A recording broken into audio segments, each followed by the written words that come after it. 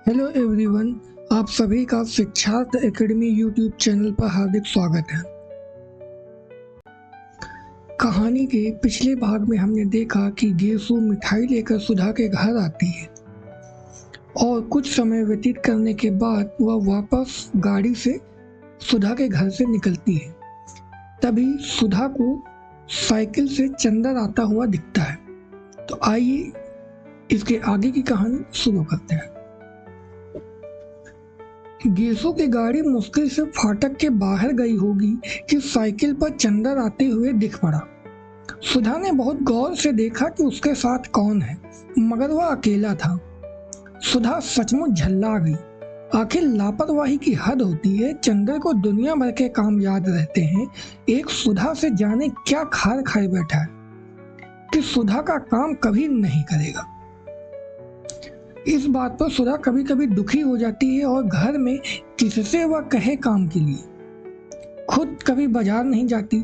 नतीजा यह होता है कि छोटी से छोटी चीज के लिए मोहताज होकर बैठ जाती है और काम नौकरों से भी करवा ले। पर अब मास्टर तो नौकर से नहीं ढूंढवाया जा सकता,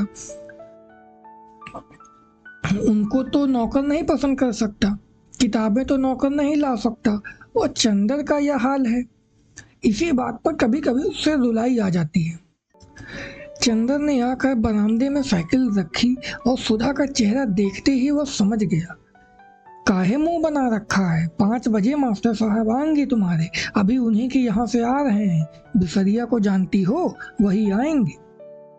और उसके बाद चंदर सीधा स्टडी रूम में पहुंच गया। वहां जाकर देखा तो आराम कुर्सी पर बैठे ही बैठे डॉक्टर शुक्ला सो रहे हैं। अतः उसने अपना चार्ट और पेन उठाया और ड्राइंग रूम में आकर चुपचाप काम करने लगा। बड़ा गंभीर था वह। जब इंक घोलने के लिए उसने सुधा से पानी नहीं मांगा और खुद गिलास लाकर आंगन में पानी लेने लगा, तब सुधा समझ गई कि आज दिमाग कुछ बिगड़ा है। वह एकदम तड़प उठी। क्या करे वह? वैसे चाहे वह चंद्र से कितना ही ढीठ क्यों न हो, वह चंद्र गुस्सा रहता था तब सुधा की रूह कांप उठती थी। उसकी हिम्मत नहीं पड़ती थी कि वह कुछ भी कहे, लेकिन अंदर ही अंदर वह इतनी परेशान हो उठती थी कि बस। कई बार वह किसी न किसी बहाने से ड्राइंग रूम में आई, कभी गुलदस्ता बदलने, कभी मेज पोस्ट बदलने, कभी अलमारी में कुछ रखने, कभी अलमारी में से कुछ निकालने, लेकिन चंदर अपने चार्ट में निगाह गड़ाए रहा। उसने सुधा की ओर देखा तक नहीं। सुधा की आंख में आंसू छलक आए। वह चुपचाप अपने कमरे में चली गई और लेट गई। थोड़ी देर वह पड़ी रही। पता नहीं क्यों वह फूट फूट कर रो पड़ी। खूब रोई और फिर मुंह धोकर आकर पढ़ने की कोशिश करने लगी। जब हर अक्षर में उसे चंदर का उदास चेहरा नजर आने लगा तो उसने किताब बंद करके रख दी और ड्राइंग रूम में आ गई। चंदर ने चार्ट बनाना भी बंद कर दिया था और कुर्सी पर सिर टेके छत की ओर देखता हुआ जाने क्या सोच रहा था। वह जाकर सामने बैठ गई तो चंदर ने चौंक कर सिर उठाया और फिर चार्ट को सामने खिसका लिया। सुधा ने बड़ी हिम्मत करके कहा, चंदर। क्या? बड़े भराए गले से चंदर ने बोला। इधर देखो, सुधा ने बहुत दुलार से कहा। क्या है? चंदर ने उधर देखते हुए कहा। अरे सुधा, तुम रो क्यों रही हो? सुधा कहती है, हमारी बात पर नाराज हो गए तुम। हम क्या करें, हमारा स्वभाव ही ऐसा हो गया। पता नहीं क्यों तुम पर इतना गुस्सा आ जाता है। सुधा के गाल पर 2 बड़े बड़े मोटी ढलक आई। अरे पगली, मालूम होता है तुम्हारा तो दिमाग बहुत जल्दी खराब हो जाएगा। हमने तुमसे कुछ कहा है? कह लेते तो हमें संतोष हो जाता। हमने कभी कहा तुमसे कि तुम कहा मत करो, गुस्सा मत हुआ करो, मगर तुम तो फिर गुस्सा मन ही मन में छिपाने लगते हो। इसी पर हमें रुलाई आ जाती है। नहीं सुधी, तुम्हारी बात नहीं थी और हम गुस्सा भी नहीं थे। पता नहीं क्यों मन बड़ा भारी सा था। क्या बात है? अगर बता सको तो बताओ, वरना हम कौन है तुमसे पूछने वाले। सुधा ने बड़े करुण स्वर में कहा। तो तुम्हारा दिमाग खराब हुआ? हमने कभी तुमसे कोई बात छिपाई? जाओ अच्छी लड़की की तरह मुंह धो आओ। सुधा उठी और मुंह धोकर आकर बैठ गई। अब बताओ क्या बात थी? कोई एक बात हो तो बताएं। पता नहीं तुम्हारे घर से गए तो एक न एक ऐसी बात होती गई कि मन बड़ा उदास हो गया। आखिर फिर भी कोई बात तो हुई होगी। बात ये हुई कि तुम्हारे यहाँ से मैं घर गया खाना खाने, वहां देखा चाचा जी आए हुए हैं, उनके साथ एक कोई साहब और हैं। खैर बड़ी खुशी हुई। खाना वाना खाकर जब बैठे तब मालूम हुआ कि चाचा जी मेरा ब्याह तय करने के लिए आए हैं और साथ वाले साहब मेरे होने वाले ससुर हैं। जब मैंने इनकार कर दिया तो बहुत बिगड़ कर चले गए और बोले हम आज से तुम्हारे लिए मर गए और तुम हमारे लिए मर गए। तुम्हारी माता जी कहाँ हैं? प्रतापगढ़ में। लेकिन वो तो सौतेली हैं और वे तो चाहती ही नहीं कि मैं घर लौटूं। लेकिन चाचा जी जरूर आज तक मुझसे कुछ मोहब्बत करते थे। आज वह भी नाराज होकर चले गए। सुधा कुछ देर तक सोचती रही, फिर बोली, तो चंदर तुम शादी कर क्यों नहीं लेते? नहीं सुधा, शादी नहीं करनी है मुझे। मैंने देखा कि जिसकी शादी हुई कोई भी सुखी नहीं, सभी का भविष्य बिगड़ गया। और क्यों एक तवालत पाली जाए, जाने कैसी लड़की हो क्या हो। तो उसमें क्या, पापा से कहो उस लड़की को जाकर देख ले। हम भी पापा के साथ चले जाएंगे। अच्छी हो तो कर लो ना चंदर, फिर यहीं रहना, हमें अकेला भी नहीं लगेगा। क्यों? नहीं जी, तुम तो समझती नहीं हो। जिंदगी निभानी है, कोई गाय भैंस खरीदना है। चंदर ने हंसकर कहा, आदमी एक दूसरे को समझे बूझे प्यार करे तब ब्याह के भी कोई मायने हैं। तो उसी से कर लो जिससे प्यार करते हो। चंदर ने कुछ जवाब नहीं दिया। बोलो, चुप क्यों हो गए? अच्छा, तुमने किसी को प्यार किया चंदर? क्यों, बताओ ना। शायद नहीं। बिल्कुल ठीक, हम भी यही सोच रहे थे अभी। सुधा बोली। क्यों, ये क्यों सोच रही थी? इसलिए कि तुमने किया होता तो तुम हमसे थोड़ी ही छिपाते, हमें जरूर बताते, और नहीं बताया तो हम समझ गए कि अभी तुमने किसी से प्यार नहीं किया। लेकिन तुमने यह क्यों पूछा सुधा? यह बात तुम्हारे मन में उठी कैसे? कुछ नहीं, अभी गेसू आई थी, वह बोली, सुधा तुमने किसी से कभी प्यार किया है? असल में वह अख्तर को प्यार करती है, उससे उसका विवाह होने वाला है। हाँ, तो उसने पूछा कि तूने किसी से प्यार किया है? हमने कहा नहीं। बोली तो अपने से छिपाती है तुम। तो हम मन ही मन में सोचते रहे कि तुम आओगे तो तुमसे पूछेंगे कि हमने कभी प्यार तो नहीं किया है, क्योंकि तुम ही एक हो जिससे हमारा मन कभी कोई बात नहीं छिपाता। अगर कोई बात छिपाई भी होती हमने तो तुम्हें जरूर बता देती। फिर हमने सोचा शायद कभी हमने प्यार किया हो, तुम्हें बताया हो, फिर हम भूल गए हों। अभी उस दिन देखो, हम पापा की दवाई का नाम भूल गए और तुम्हें याद रहा। शायद हम भूल गए हों और तुम्हें मालूम हो कभी हमने प्यार तो नहीं किया ना? नहीं, हमने तो कभी नहीं बताया। चंद्र बोला। तब तो हमने प्यार व्यार नहीं किया। गेसू यूं ही गप उड़ा रही थी। सुधा ने संतोष की सांस लेकर कहा, लेकिन बस चाचा जी के नाराज होने पर तुम इतने दुखी हो गए हो जाने दो नाराज। पापा तो हैं अभी। क्या पापा मोहब्बत नहीं करते तुमसे? सो क्यों नहीं करते, तुमसे ज्यादा मुझसे करते हैं। लेकिन उनकी बात से मन तो भारी हो ही गया। उसके बाद गए बिसरिया के यहाँ और बिसरिया ने कुछ बड़ी अच्छी कविताएं सुनाई और भी मन भारी हो गया। चंदर ने कहा, लो तब तो चंदर तुम प्यार करते होगे जरूर से। सुधा ने हाथ पटक कर कहा, क्यों? गेसू कह रही थी शायरी पर जो उदास हो जाता है वह जरूर मोहब्बत करता है। सुधा ने कहा, अरे ये पोर्टिको में कौन है? चंदर ने देखा, लो बिसरिया आ गया। चंदर उसे बुलाने उठा तो सुधा ने कहा, अभी बाहर बैठाना उनको, मैं तब तक कमरा ठीक कर लूं। बिसरिया को बाहर बिठाकर चंदर भीतर आया अपना चार्ट वगैरह समेटने के लिए। तो सुधा ने कहा, सुनो। चंदर रुक गया। सुधा ने पास आकर कहा, तो अब तो उदास नहीं हो तुम? नहीं चाहते? मत करो शादी, इसमें उदास क्या होना। और कविता वविता पर मुंह बनाकर बैठे तो ये अच्छी बात नहीं होगी। अच्छा, चंदन ने कहा। अच्छा वच्छा नहीं, बताओ, तुम्हें मेरी कसम, उदास मत हुआ करो, फिर हमसे कोई काम नहीं होता।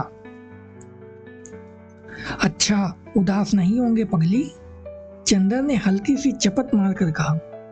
और बस उसके मुंह से एक ठंडी सांस निकली। उसने चार्ट उठाकर स्टडी रूम में रखा। देखा डॉक्टर साहब अभी सो ही रहे हैं। सुधा कमरा ठीक कर रही थी। वह आकर बिसरिया के पास बैठ गया। थोड़ी देर में कमरा ठीक करके सुधा आकर कमरे के दरवाजे पर खड़ी हो गई। चंदन ने पूछा, क्यों, सब ठीक है? उसने सिर हिला दिया लेकिन कुछ बोली नहीं। यही है आपकी शिष्या सुश्री सुधा शुक्ला, इस साल बीए फाइनल का इम्तिहान देंगी। बिसरिया ने बिना आंखें उठाए ही हाथ जोड़ लिए। सुधा ने हाथ जोड़े, फिर बहुत सकुचा सी गई। चंदर उठा और बिसरिया को लाकर उसने अंदर बैठा दिया। बिसरिया के सामने सुधा और उसके बगल में चंदर। चुप, सभी चुप। अंत में चंदर बोला, लो तुम्हारे मास्टर साहब आ गए, अब बताओ तुम्हें क्या क्या पढ़ना है। सुधा चुप। बिसरिया कभी यह पुस्तक उलटता कभी वह। थोड़ी देर बाद वह बोला, आपके क्या विषय हैं? जी, बड़ी कोशिश से बोलते हुए सुधा ने कहा, हिंदी, इकोनॉमिक्स और गृह विज्ञान। और उसके माथे पर पसीना झलक आया। आपको हिंदी कौन पढ़ाता है? बिसरिया ने किताब में ही निगाह गड़ाए हुए ये कहा। सुधा ने चंद्र की ओर देखा और मुस्कुराकर फिर मुंह झुका लिया। बोलो ना तुम खुद, ये राजा गर्ल्स कॉलेज में है, शायद मिस पवार हिंदी पढ़ाती हैं। चंदन ने कहा, अच्छा अब आप पढ़ाइए, मैं अपना काम करूं। चंदर उठकर चल दिया। स्टडी रूम में मुश्किल से चंदर दरवाजे तक पहुंचा ही होगा कि सुधा ने बिसरिया से कहा, जी मैं पेन ले आऊं? और लपकती हुई चंदर के पास पहुंच गई। ए सुनो चंदर। चंदर रुक गया और उसका कुर्ता पकड़कर छोटे बच्चों की तरह मचलते हुए सुधा बोली, तुम चलकर बैठो तो हम पढ़ेंगे, ऐसे शर्म लगती है। जाओ चलो, हर वक्त वही बचपना। चंदर ने डांट कर कहा, चलो पढ़ो सीधे से, इतनी बड़ी हो गई अभी तक वही आदतें। सुधा चुपचाप मुंह लटकाकर खड़ी हो गई और फिर धीरे धीरे पढ़ने लग गई। चंदर स्टडी रूम में जाकर चार्ट बनाने लगा। डॉक्टर साहब अभी तक सो रहे थे। एक मक्खी उड़कर उनके गले पर बैठ गई और उन्होंने बाएं हाथ से मक्खी मारते हुए नींद में ही डॉक्टर शुक्ला ने कहा, मैं इस मामले में सरकार की नीति का विरोध करता हूं। नींद में ही कहा। चंदर ने चौंक कर पीछे देखा। डॉक्टर साहब जग गए थे और जमुहाई ले रहे थे। जी आपने मुझसे कुछ कहा? चंदर ने पूछा। नहीं, क्या मैंने कुछ कहा था? ओह, मैं सपना देख रहा था। कै बज गए? 5:30। अरे बिल्कुल शाम हो गई। डॉक्टर साहब ने बाहर देखकर कहा, अब रहने दो कपूर, आज काफी काम किया है तुमने, चाय मंगवाओ। सुधा कहाँ है? पढ़ रही है, आज से उसके मास्टर साहब आने लगे हैं। अच्छा अच्छा, जाओ उन्हें भी बुला लाओ और चाय भी मंगवा लो और उसे भी बुला लो, सुधा को। चंदर जब ड्राइंग रूम में पहुंचा तो देखा सुधा किताबें समेट रही और बिसरिया जा चुका है। उसने सुधा से कहना चाहा, लेकिन सुधा का मुंह देखते ही उसने अनुमान लगा लिया कि सुधा लड़ने के मूड में है। अतः वह स्वयं ही जाकर महाराजिन से कह आया कि 3 प्याला चाय पढ़ने के कमरे में भेज दो। जब वह लौटने लगा तो खुद सुधा ही उसके रास्ते में खड़ी हो गई और धमकी के स्वर में बोली, अगर कल से साथ नहीं बैठोगे तो हम नहीं पढ़ेंगे। हम साथ नहीं बैठ सकते, चाहे तुम पढ़ो या ना पढ़ो। चंदन ने ठंडे स्वर में कहा और आगे बढ़ गया। तो फिर हम नहीं पढ़ेंगे, सुधा ने जोर से कहा। क्या बात है, क्यों लड़ रहे हो तुम लोग? डॉक्टर शुक्ला अपने कमरे से बोले। चंदन कमरे में जाकर बोला, कुछ नहीं, ये कह रही हैं कि पहले हम कहेंगे। बात काटकर सुधा बोल दी, पापा हमने इनसे कहा कि तुम पढ़ाते वक्त बैठा करो, हमें बहुत शर्म लगती है। ये कहते हैं पढ़ो चाहे ना पढ़ो, हम नहीं बैठेंगे। अच्छा, जाओ चाय ले आओ। जब सुधा चाय लाने गई तो डॉक्टर साहब बोले, कोई विश्वास पात्र लड़का है? अपने घर की लड़की समझकर सुधा को सौंपना पढ़ने के लिए। सुधा बच्ची नहीं है। हाँ, अरे यह भी कोई कहने की बात है। हाँ, वैसे अभी तक सुधा तुम्हारी ही निगहबानी में रही है। तुम खुद ही अपनी जिम्मेदारी समझते हो। लड़का हिंदी में एमए है। हाँ, एमए कर रहा है। अच्छा है, अब तो बिनती आ रही है, उसे भी पढ़ा देगा। सुधा चाय लेकर आ गई थी। पापा तुम लखनऊ कब जाओगे? शुक्रवार को। क्यों? और ये भी जाएंगे? हाँ। और हम अकेले रहेंगे? क्यों? महाराजिन यहीं सोएंगे और अगले सोमवार को हम लौट आएंगे। डॉक्टर शुक्ला ने चाय का प्याला मुंह से लगाते हुए ये कहा। एक गमकदे की शाम, मन उदास, तबीयत उजटी सी, सितारों की रोशनी फीकी लग रही थी। मार्च की शुरुआत थी और फिर जाने शाम इतनी गर्म थी या सुधा को ही इतनी बेचैनी लग रही थी। पहले वह जाकर सामने के लॉन में बैठी, लेकिन सामने के मॉल फ्री के पेड़ में छोटी छोटी गौरैयों ने मिलकर इतनी जोर से चहचहाना शुरू किया कि उसकी तबीयत घबरा उठी।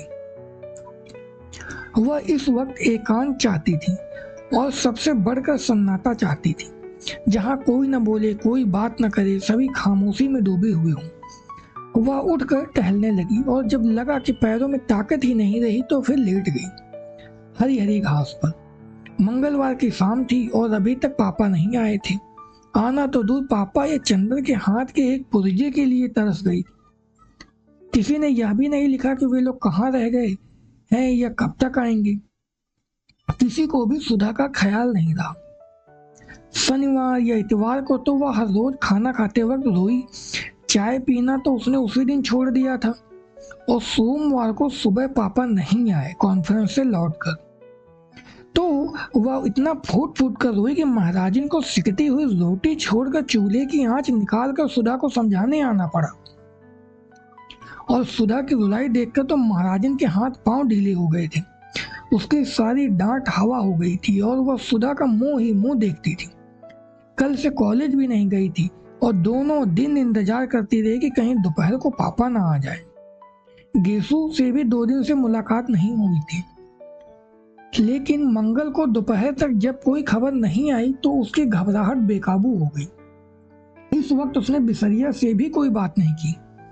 आधा घंटा पढ़ने के बाद उसने कहा कि उसके सिर में दर्द हो रहा और उसके बाद खूब रोई।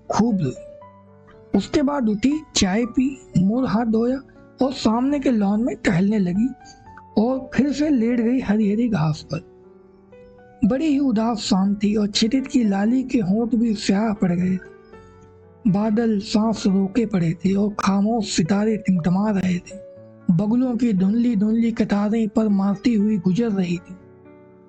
सुधा ने एक लंबी सांस लेकर सोचा कि अगर वो चिड़िया होती तो एक क्षण में उड़कर जहां चाहती वहां की खबर ले आती।